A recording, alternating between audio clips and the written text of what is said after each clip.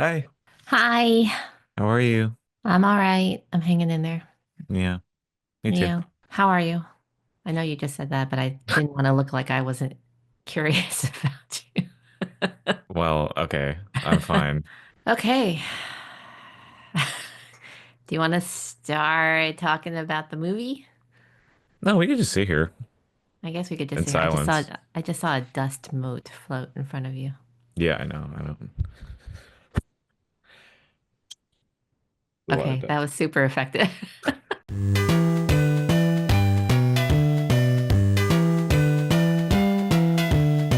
Welcome to episode 28 of the Mom and Eric podcast. Wow, Wow. we've come a long way. Episode 28. We should do something special for the 50th episode, like celebration or something. Oh, that's a good idea. Yeah. Except that's like that's in so many episodes. That's like in a year. That's So, not, I mean, look how far we've come so quickly, you know? I mean, it's been We're since already more than August. halfway. We're already more than halfway to 50. Oh, yeah. Sorry, I don't know how math works. Okay. So today we are going to talk about Conclave. Conclave. And this is one of the nominees for Best Picture. It is also one of the, I think it's nominated for director, for acting, for Ralph Fiennes, for Best Supporting Actress for Isabella Rossellini. And then it's sort of sad that Stanley Tucci didn't get a Best Supporting Actor I nomination, know but me. I also feel that. yeah, although I do think that he was very Stanley Tucci in the role. Like he was the same Stanley Tucci that he's been in. I mean, it was almost indistinguishable from his Devil Wears Prada. I was just gonna say I was trying to remember his name, and I was just gonna call him that. Nigel. Nigel. Yeah, I would have just called him Nigel for Nigel the whole yes. thing. Yeah. Yes. So anyway, so Conclave has been a very well reviewed, well received picture. And we are going to start as we usually do by talking about whether we liked it or not. But what do you want to give the plot synopsis or should I? No, you can. I had to have the entire premise explained to me, for maybe 5 or 10 minutes, like 8 minutes into the movie. I was like, "What is the conclave, and what is the Pope?"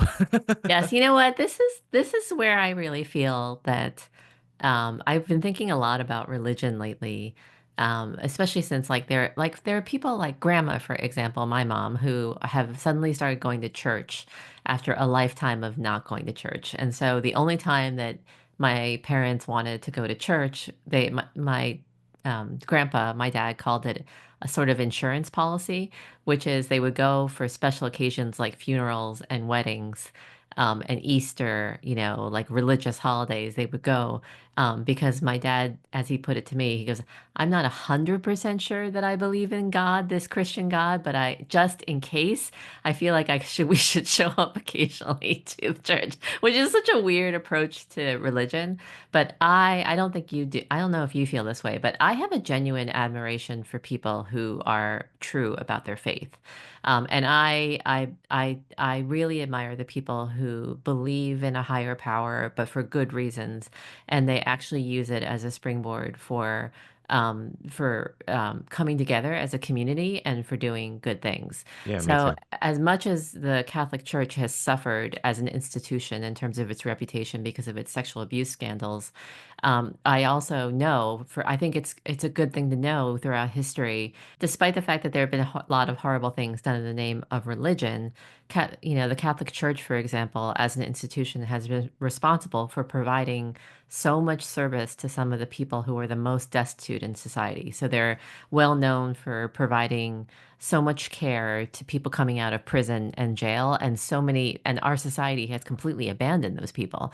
Lepers, which is a horrible, disfiguring, contagious disease, Catholic Church has been known to like take care of. So they take care of the people who society not only marginalizes, but completely shoves aside as if they don't exist, And so that being said, I was familiar. The whole movie revolves around the idea of conclave, which I was familiar with because the term conclave is often used to refer to a sequestered type of thing. So there was at one of my jobs, my boss used to have us all meet, and in which most people would call a retreat, you know, but he jokingly called it a A conclave. conclave, yeah. And so, you know, anytime the word came up, I remember asking, like, what is a conclave? And then I learned that it's this incredibly elaborate tradition where everybody votes for the Pope, the next Pope, which is a tradition that goes back hundreds of years. Anyway, so the movie is about Conclave. A pope unexpectedly dies,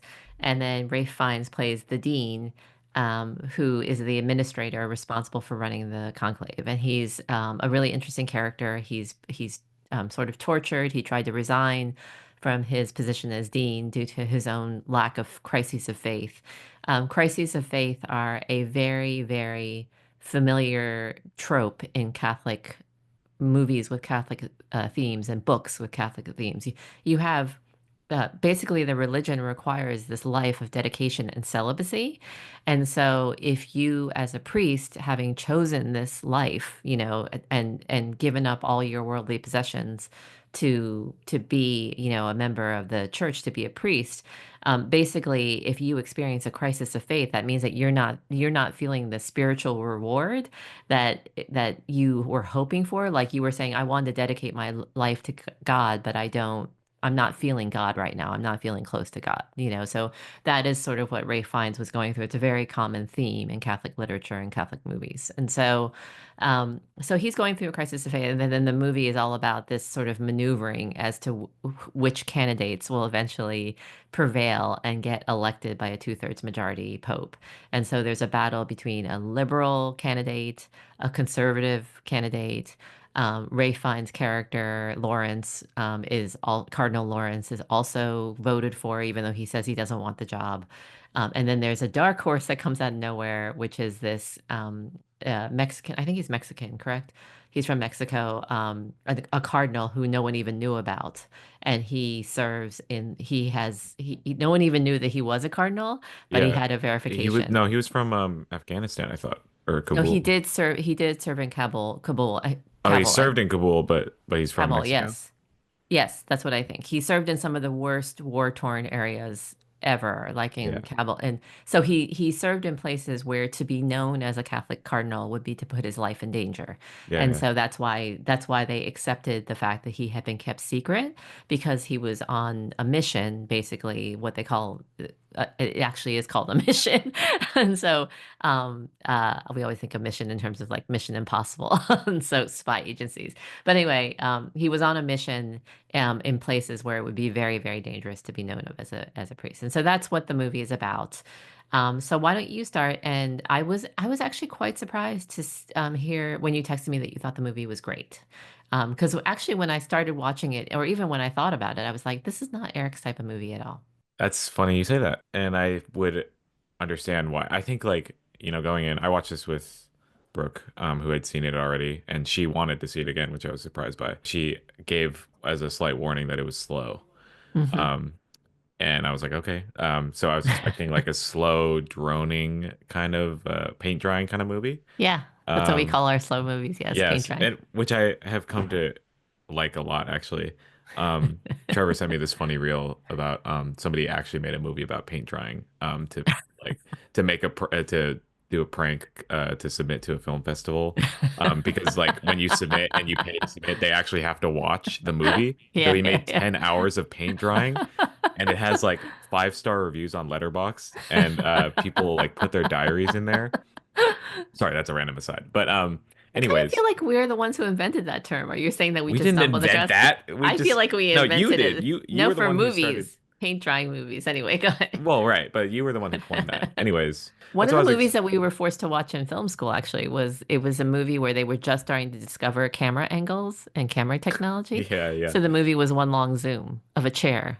So we had to watch like Amazing it was 50 minutes, 50. And art. you started with a wide shot of the chair and little by little the camera zoomed into the fucking chair. And and we're like, do we really need this to prove You had to the watch that. idea You had that to sit and watch that the whole time. Yes, it was one of our screenings. Yes, and it was like apparently this revolutionary, like, oh, this guy, it was back in the 1930s or whatever, discovered that all this new technology for film, you could actually zoom in and you could do wide angle shots. And Oh, like, 100 years later, you'd be like, "Bull, this is shit. This is I so know. shit." The thesis, by the way, the thesis of that why this movie was so revolutionary is that they said that the guy created suspense by zooming into the chair. Well, doesn't something actually have to happen for it to be suspense? I agree. I agree. That's my point. It Like, has to be so followed up. what? It's a chair in a room. Like, okay, nowadays I might watch that scene and I actually might think, oh, wait a second, a monster is gonna crash Yeah, if somebody or a no no serial no no killer. no.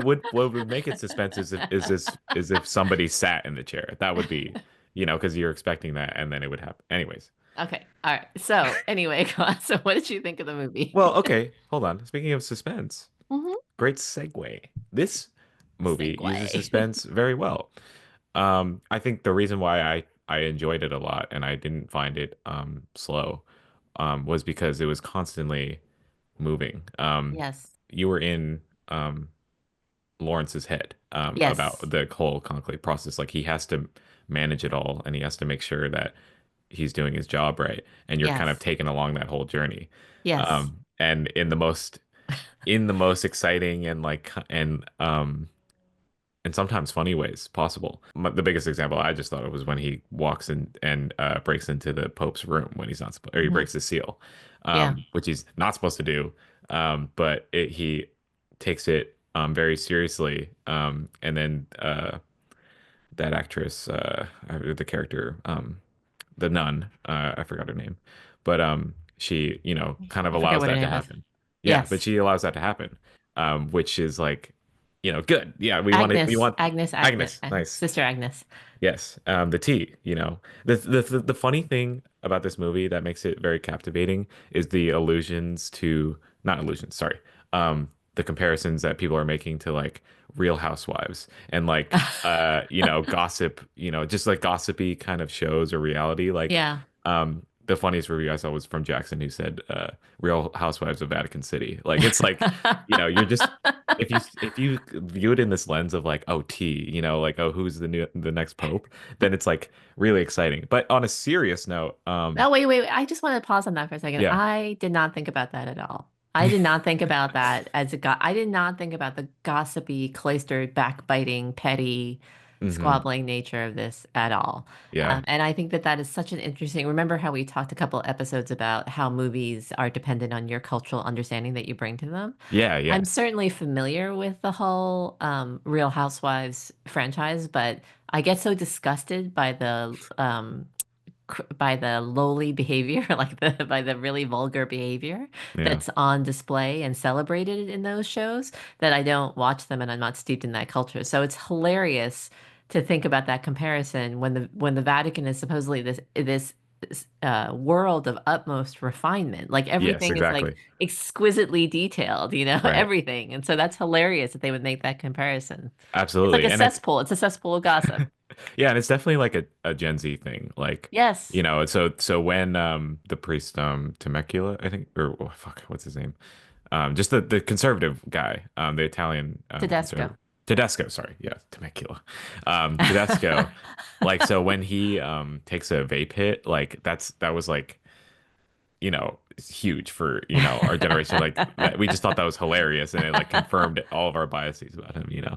I So just think it's funny that they're all like just casually smoking outside in the courtyard anyway. Like, oh, yeah, let's that just have a too. ciggy break. Oh, how dignified, just a pile of cigarettes in the Yes, fucking, yes, that Vatican was a City. beautiful detail. Oh, which by the way, that this detail capturing the cigarettes on the cigarette butts on the pavement, Yeah. that to me speaks to the one of the things that you liked about, which is that you're so immersed in his point of view. But I also think that you're so led to pay attention to detail. Yeah. And so Yeah. Because it's like an every investigation, sort of. yes, but every possible, it's not just an investigation about what's relevant to the matter at hand. Yeah. It's also showing you all the minute bits of the texture of life in there, So you see the food being prepared in this incredibly painstaking detail.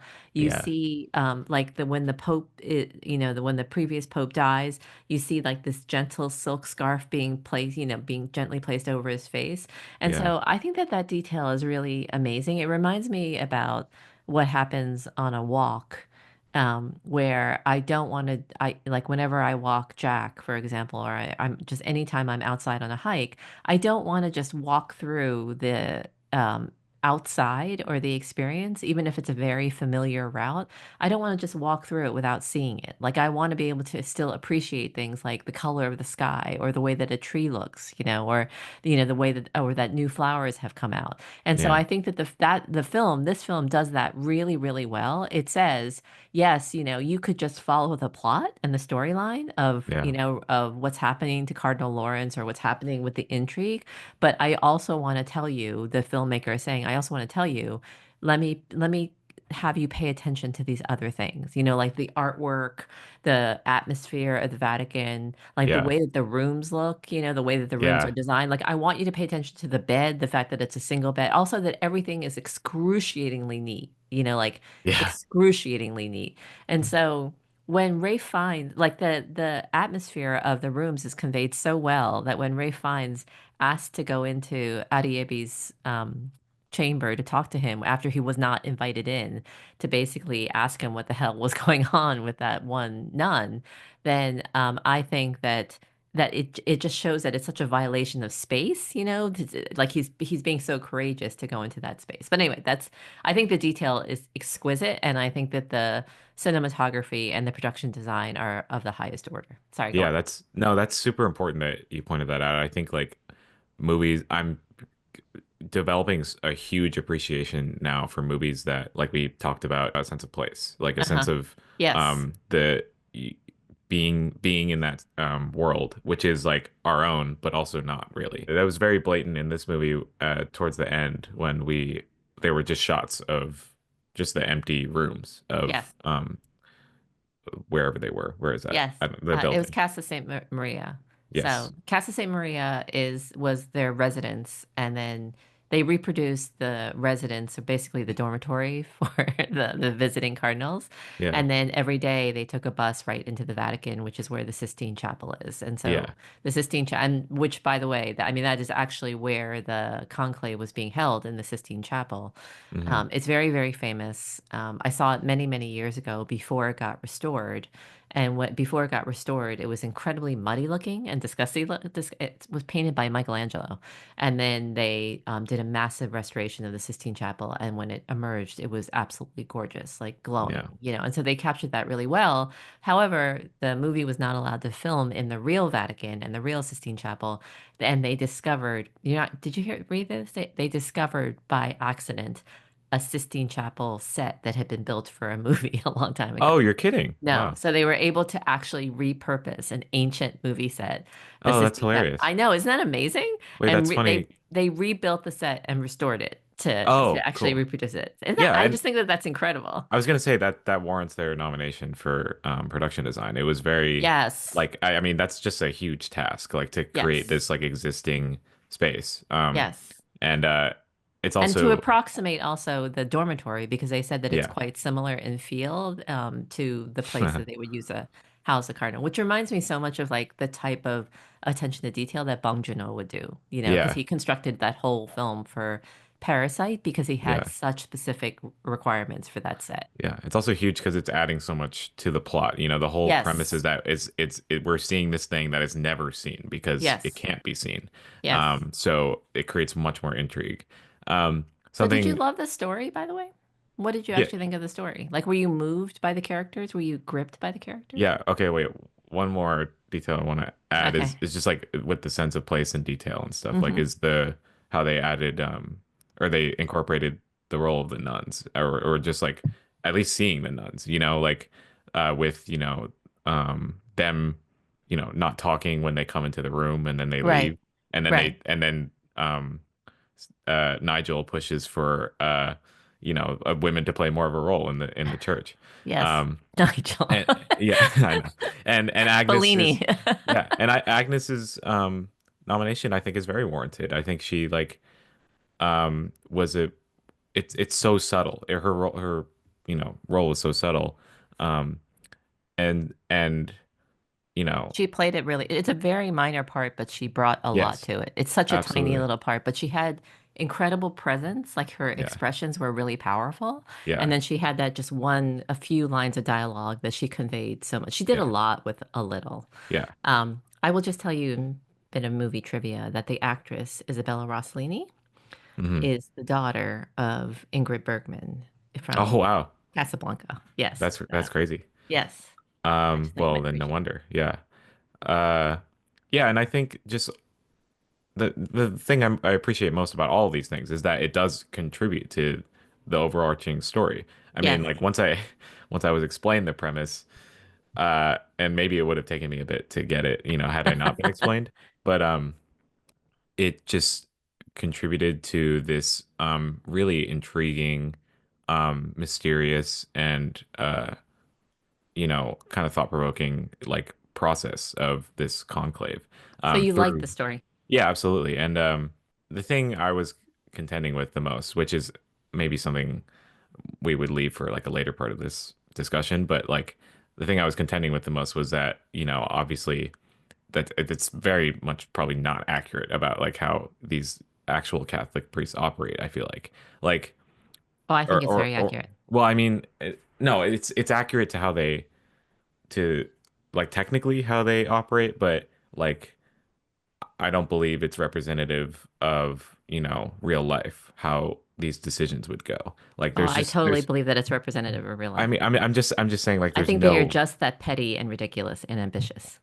yeah, no, that's true, but it's like but the um sort of progressive elements like are not as I don't think are probably as prominent as they were in this movie. Like I like that they were and I no doubt that exists for sure in the Catholic Church, but I'm saying like what would end up winning out, is not.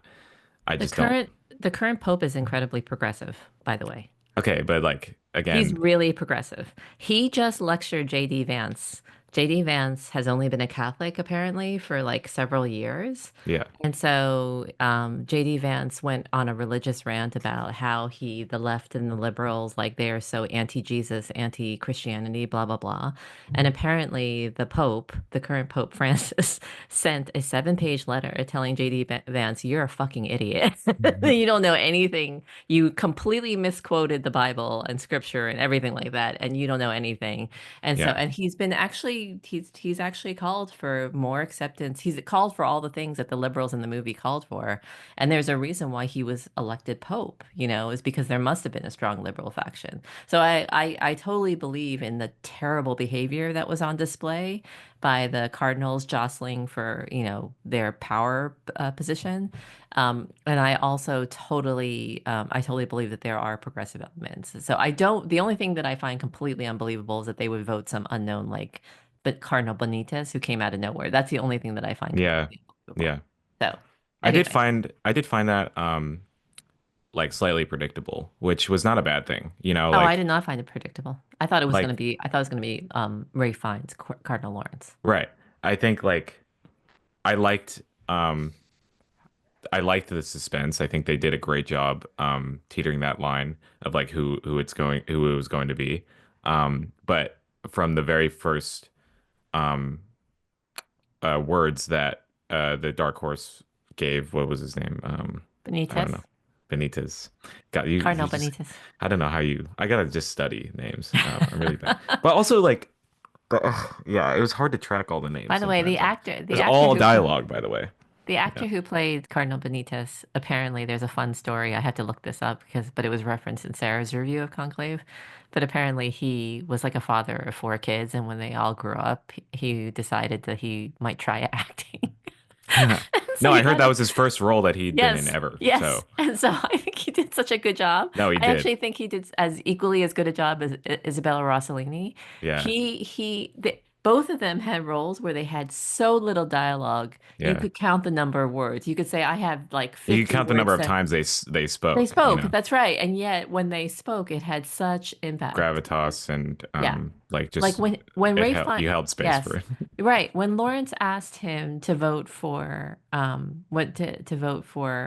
Tremblay, or yeah, Tremblay, the guy played by John Lithgow, and he said no, I can't do that. That was just such a powerful moment. He was like, I'm sorry, I can only vote what my conscience and my spirit tell me what God tells me to do. And so it's just like, no, sorry, dude. Yeah. But And the actually, there's very a, there's a beautiful parallel in terms of all the resignations that went on in New York. yeah. Yeah, anyway, sorry, go on. From the first time he was introduced, like I could tell how much weight his character had to Yes. the story, despite Yes. the fact that he was in like a limited amount of scenes, you know. Right. Yeah. Um, and I think that just made it more intriguing to me. Yes. I also could, um, as they were talking about, his background and like, you know, uh leaving it up to mystery, as that. By the way, I love the guy who was investigating all this stuff, like the guy in the purple Yeah, robes. yeah, He just yeah. like, The Archbishop, yeah. yeah, he just had so much tea. Um again, like tea. He was And always sweating when he deciding whether or not to yeah, reveal something. yeah. He's like, I don't know And whether to tell you this or not. yeah, and Lawrence's reluctance to indulge in that all the time while also simultaneously doing the exact same thing on his own. Yes. Really great. But so those little hints that they were giving, like I was picking up on there was something interesting about his sexuality that was like not sexuality or Gender gender identity. expression that was Yes. unique. Like I Yes. could kind of get these hints, but I forgot about it, until it The happened, big reveal. Yeah. Yeah. And I think that's so cool, like so I think they drew out suspense just in a way that was really entertaining. Yeah. And and it coupled with this like score that just Oh, like the score was carried great. the entire film. I think like Yes. um it was exciting without being too loud or too in your face about, Yeah. the drama. Like Yes. it just was Although it that was weird string thing was very like it was very psycho Alfred Hitchcock. yeah. Yeah, exactly. Like the same motif came in again and again, and then Mhm. you're just like, what's gonna happen? What's gonna Yeah. happen? So Yeah. yeah. It's so funny when you talk about the score. This is a complete digression, but I was just thinking about our discussion about the score with Flo and how you told me that the director had done the score himself. Yeah. And then in the interview that I sent you, it says that he has 4 hours of music that he's been working on, and he's trying to do a new film. So he wants somehow to find a film to adapt to the 4 hours of music that he just created. Oh, wow, really? Yeah, so he's like gone That's deep into awesome. I know he's gone deep into a rabbit hole. Like it's Yeah. so funny because I can see watching movies like and I'll talk a little bit about what unless you have more to say about what you liked about the movie. No, absolutely. You Um, can go into but I was going to say that watching movies like Conclave really make you appreciate some of the things that are done really, really well, and some of the things that are lagging behind, like the really stellar elements. And so it makes you understand how a director, like the director of Flow, can get completely caught up in the music element of it, and then maybe they'll like, oh, you know what? I should actually write a film to match this. yeah. The Yeah. music, or like I need to come up with a story or something. And Hmm. so, anyway, that actually captures what I thought of Conclave. I gave it 4 stars on Letterboxd because I thought that it was a really, really, really well made movie, and I actually thought that it was beautifully acted, and there was just there's so much about the movie that I liked from a production standpoint, from technical standpoint, and from a performance standpoint. I think that the thing where it fell the most short was the story. It was just like I don't know why, but I just had this resistance, and this might have to do with my feelings about the corruption of the Catholic Church. But I'm like, I understand. I sort of had this feeling. I understand why this whole process and this ritual is important to you. Like it's important to uphold tradition. It's important to follow the rules and to follow the process and to like uphold the traditions of this institution because tradition is that's what makes an institution. That's what makes it endure. But at the same time, I have so much impatience with people's reluctance to change. I have so much I wouldn't even say call it impatience. I have so much anger these days. I've been in kind of a mild depression about the state of the world since ever since probably um, January, like since the inauguration. I think that I was able to hold off the meaning about what was going to happen after the election. And then the inauguration just made it real. And now that Elon Musk is basically looting the entire government, I'm just sort of in a state of like figuring out how to get through day by day without just combusting and spontaneously combusting in too much anger and hatred. And so I have this therefore I have this built-in sensitivity at the moment to people who refuse to fucking change. You know what I mean? And even though this movie had themes of hope, that there are going to be people who are going to be good and do the right thing no matter what. I mean, that speech that Benitez gave, like, I really hoped that I would find companions or colleagues who were understood what it meant to serve God and to serve, and to operate with love and charity and kindness in the world. And instead, you're just a bunch of small, petty motherfuckers. It's like you're just a bunch of power mongers, like lusting after power. And so I thought that speech was beautiful. Like, and it was so well shot too. The illumination of the theater, like the margins of the theater are dark, but you see the cardinals all Yeah. illuminated in the theater. It's just beautifully shot. But to me, number one, I just had a general impatience like, okay, you stupid, irrelevant old men, why don't you go and quibble and go through your like old traditions and petty squabbles, I mean, how can I say this? The Pope is a really, really important symbol for so many people in the world. He's a really important moral authority for many, many millions of people in the world, not for maybe a lot of people in your generation, not for me because it's not my religion. But even without it being my religion, I still recognize how much symbolic importance representation, the Pope carries, in the world. And the current Pope is quite a great guy. I kind of love him. He says a lot of really lovable things. He's spoken about climate change. And so. I really understand the importance of that. And I guess my feeling is, just get on with your fucking petty squabbles and just make a decision that's the right decision. And I'm so impatient with people who cling to, like Tedesco, like who cling to these past traditions, who say, "Oh, if we could just get back to the old days, that would make everything all right." And you're just like, "No, that's just an excuse to do bad things." Like you're only saying that as an excuse but to continue doing bad things, to continue persecuting people, to continue marginalizing women. So that was number one, is that I was impatient or I was angry about what the movie represented, even despite the notes of hope. And then number two, and this is sort of a more benign question I had in my mind. I just wasn't sure how well the movie I think the movie was really well done. I'm just not sure how important a movie it felt to me, I guess, in terms of scale. I know this is ridiculous. I know I shouldn't Yeah. even No, use no, that no. word. That's exactly no, I that's what I feel. I think Oh, that's but a like reaction of like, yeah. I have the exact same feeling about Honora, by the way.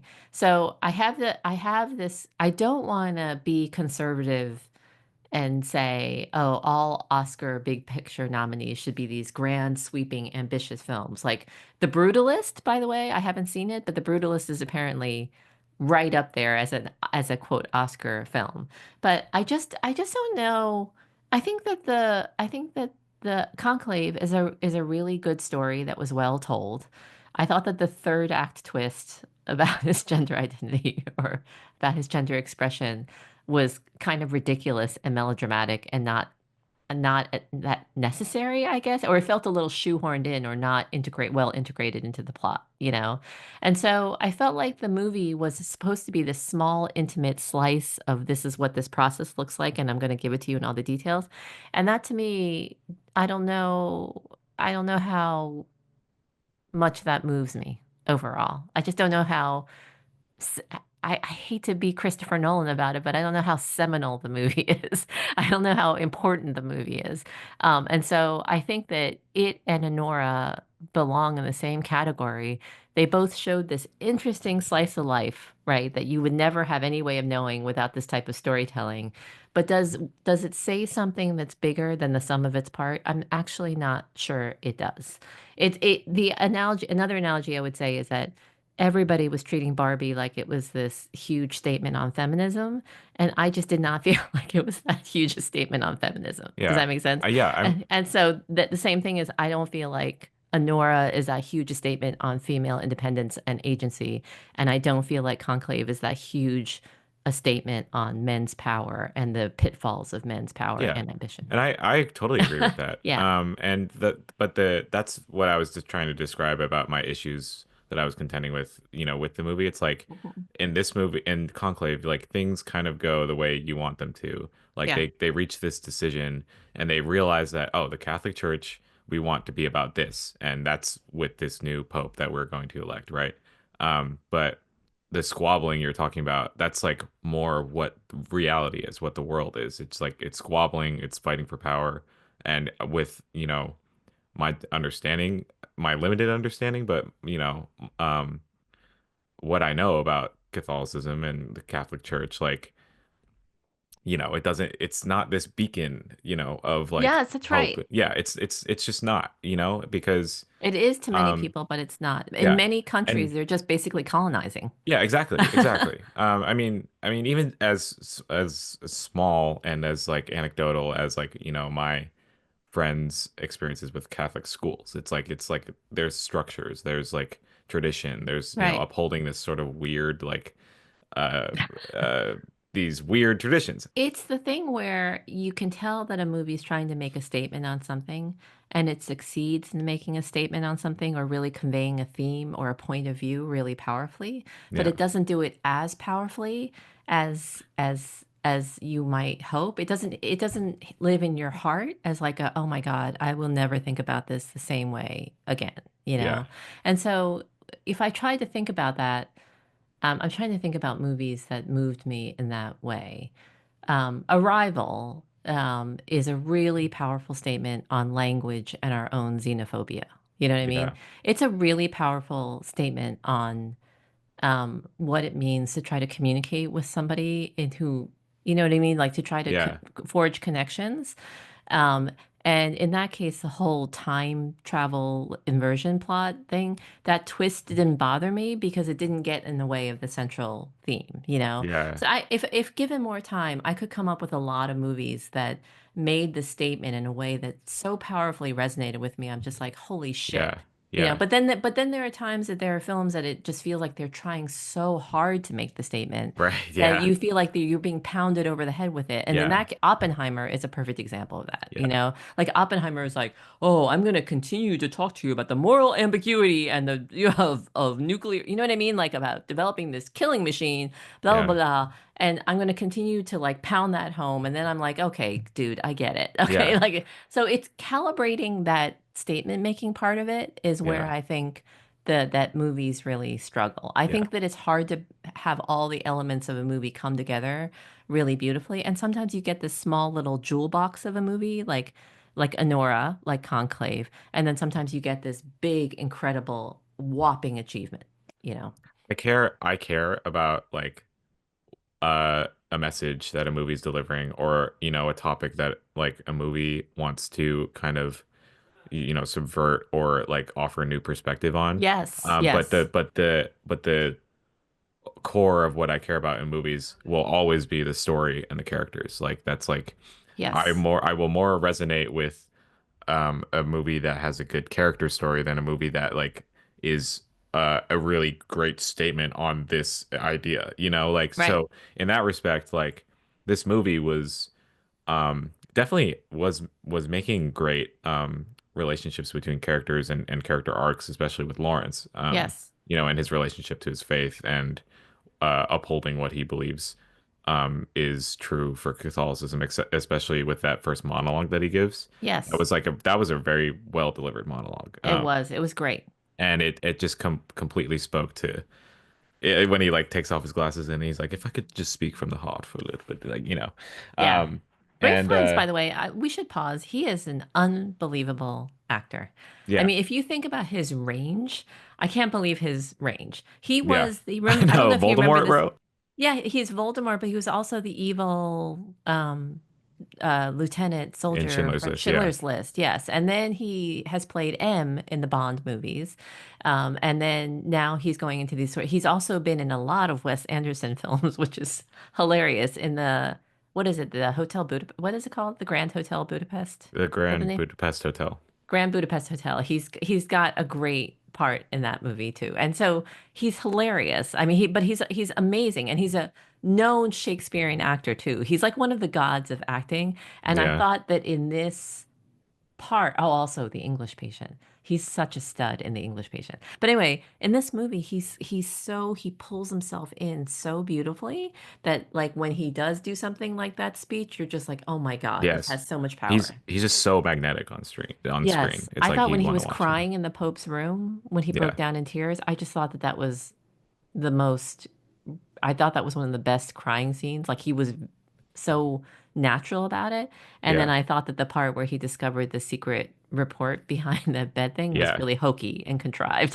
Yeah. It's like, But I mean, as an overall note, I wasn't very as much as I thought it was incredible and it was an entertaining to watch. It wasn't very moving. Like I like wasn't really it didn't connect with me, and I think it was probably because of all that stuff I was talking about the Catholic Church and all that. yeah, yeah, yeah. And you know, because I obviously I respect people's faith, and like I very actually very sympathize with believing in higher powers and all that, but you know, all the issues about organized religion and church and state like kind of are hanging over my head a Yeah, lot. yeah, me But too. actually, the funniest thing is that the moment that moved me the most in the or the scene that moved me the most was when Nigel Stanley Tucci when he Bellini.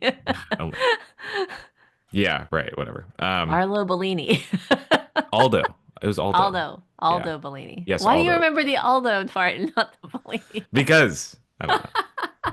I did when I was watching, but not anymore.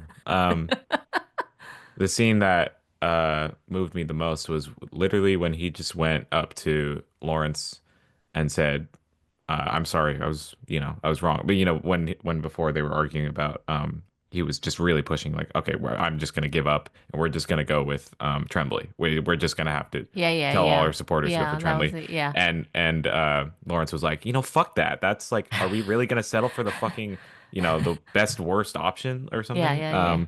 And Aldo was just like, I'm sorry, that was really, you know, shitty.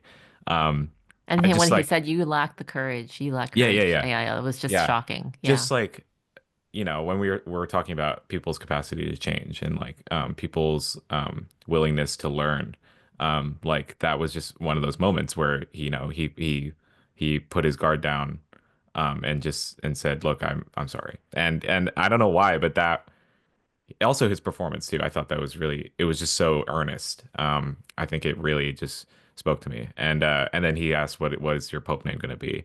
Now that we're going to go with you, and he said John. Very original. Um, They all have to but pick those names. yeah, yeah, um, And then the other guy, and Benitez picked Innocence, which was so interesting. yeah. That's why I gave it Oh, the four. You know, it yeah, yeah, just like yeah. it gave me that solid experience that I was looking for. Yes. I was just And gonna say yeah, that. I was just gonna say this movie I liked so much more than I did not like it. But I definitely felt like it was like eating a really, really good meal that wasn't quite the a great meal.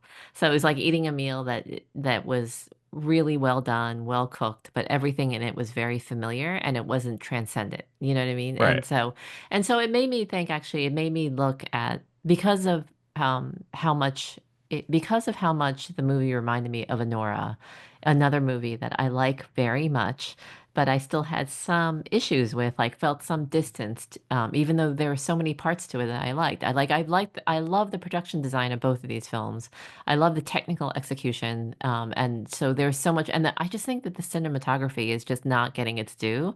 The cinematography and the framing of each shot is just gorgeous, in Conclave especially. So I'm Hmm. really hoping. I know that it's up against Dune 2 in terms of like what it's in terms of all the technical production awards. I was thinking about the Best Picture nominees, which you've seen more of than I have. In particular, you've seen Wicked, and you have not seen Amelia Perez. No, Um, I was so actually probably planning to watch that this weekend. and you haven't seen I'm Still Here. We neither of us have seen I'm Still Here, and neither of us have seen The Brutalist, you know. No, So I'm not rooting for anything. I'm not rooting for any one film in particular. Although out of the list of Best Picture nominees, I actually think that if I did have to vote, if I were an Academy voter, I think I would vote for Dune 2. Because I think that Dune really. 2, Yeah, I think that Dune 2 is a really massive achievement, you know. Yeah, I'm I looking at think it's the nominees. I think it's like a huge filmmaking achievement. I think it's an achievement from score, from production, from acting, from story, everything. I Yeah, just think it's an incredibly well done I would. film. Yeah, I would also give it to. And I haven't seen Nickel Boys or The Substance. Oh, so yes, I do. I really want to see The Nickel Boys, which is based on a Colson Whitehead novel. Um, it's really, really interesting, though. I think that Bill Gay, Berry's review of it said that it was really a revolutionary film because it's told so directly from the point of view of the protagonist. So you're so immersed. It really is like true point of view filmmaking, and I'm not sure how I would take to that. But I want to see the Nickel Boys and I want to see the Brutalist. If I were to predict which one is going to win, everybody thinks, by the way, that it's going to be Anora because they think that since the downfall of Amelia Perez, Anora has now risen to the top. And Anora does So not feel. fucking. Sorry, it's No, just so fucking stupid. These like politics. I was just about to I say like know. honestly, the nominees are not really ideal. No. I mean, I haven't seen the ones that like are kind of like I'm Still Here and Nickel Boys that are probably really good, but I just Yeah. haven't seen them. But Yeah. like there's just the options don't seem great, you know. I I don't know. I even get that feeling too. I don't even feel It's happy Anora about doesn't feel like like a best picture to me, does it? It just doesn't feel like that big of an achievement. I know that's no, weird, but it no, doesn't feel like that big of an achievement. and then Dune 2 is like just like a huge blockbuster movie and giving it to Dune 2 doesn't feel adequate to me. Despite how much I obviously love it. And then Wicked is like, ugh.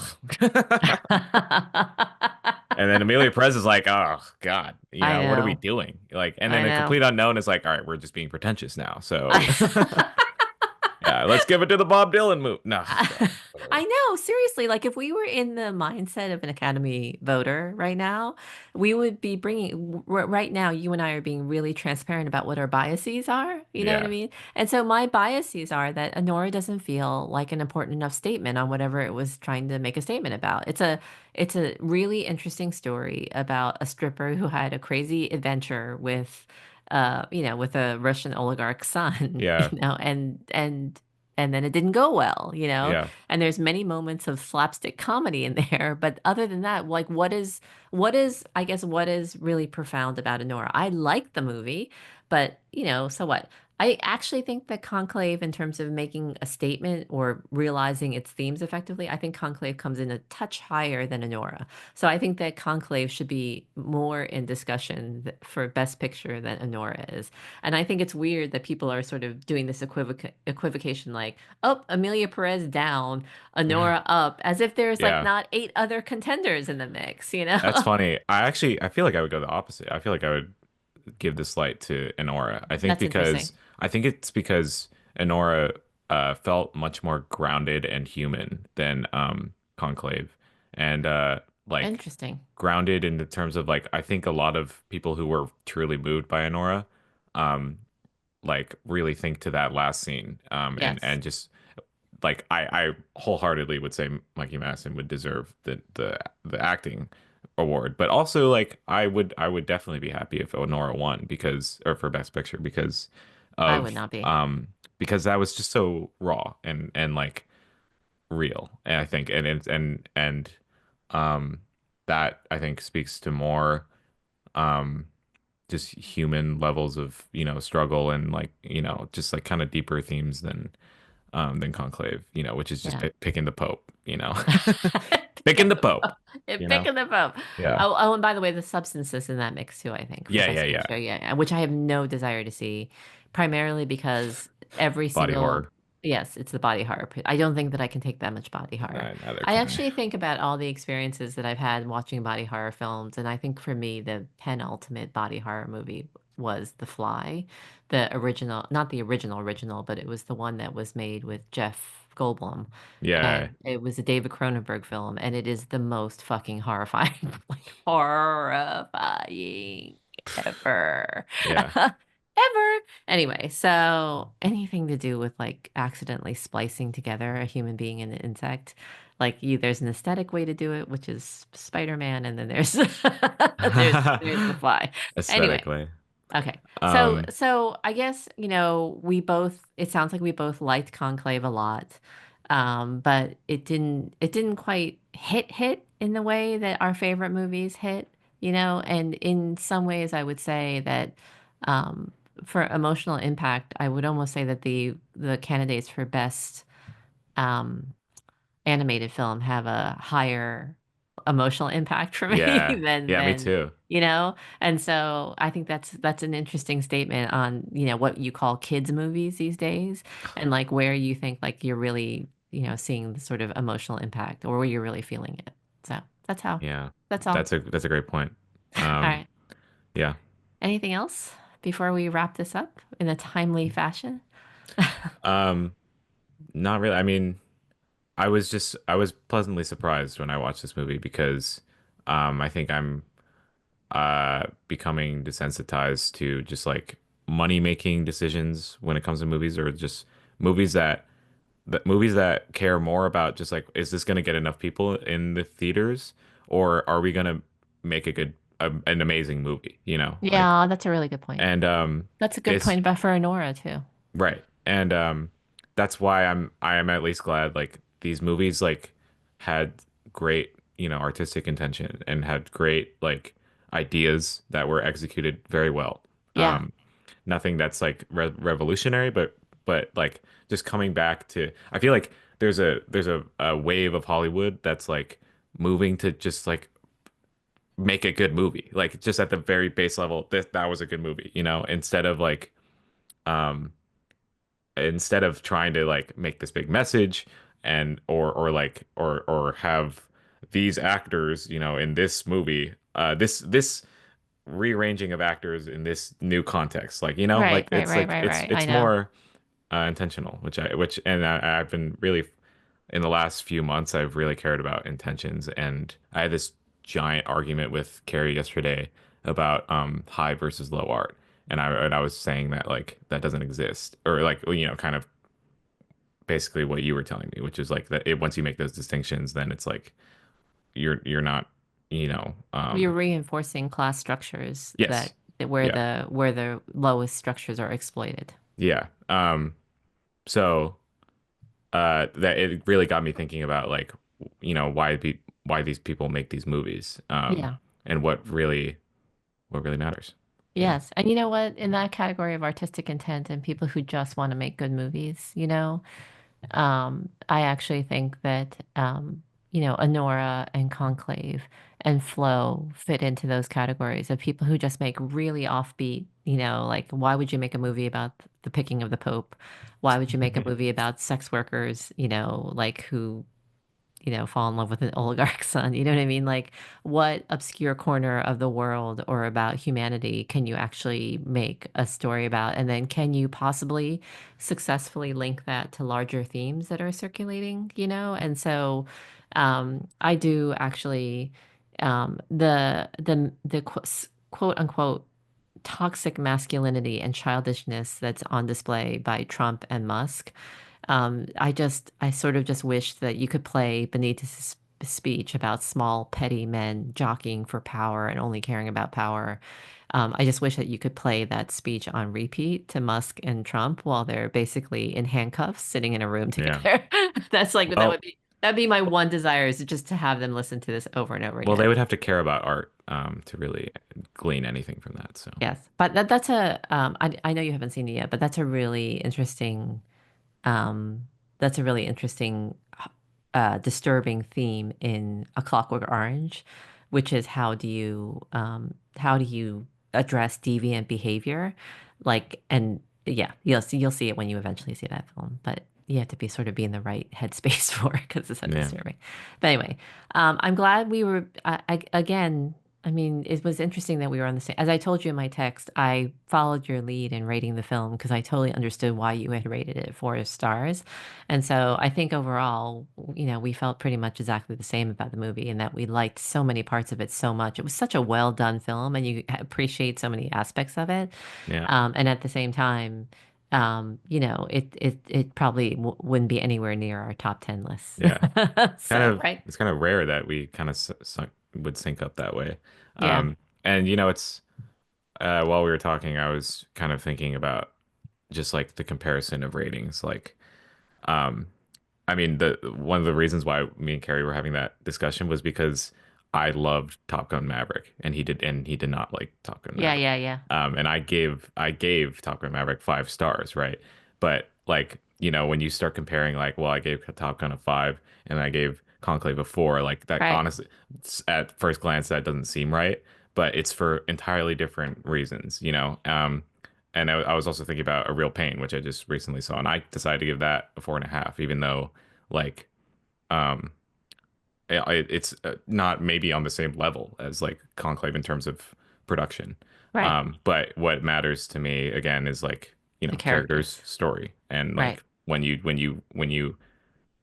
can resonate with me, then that's what's gonna work. So Yeah, I feel the same way in books too.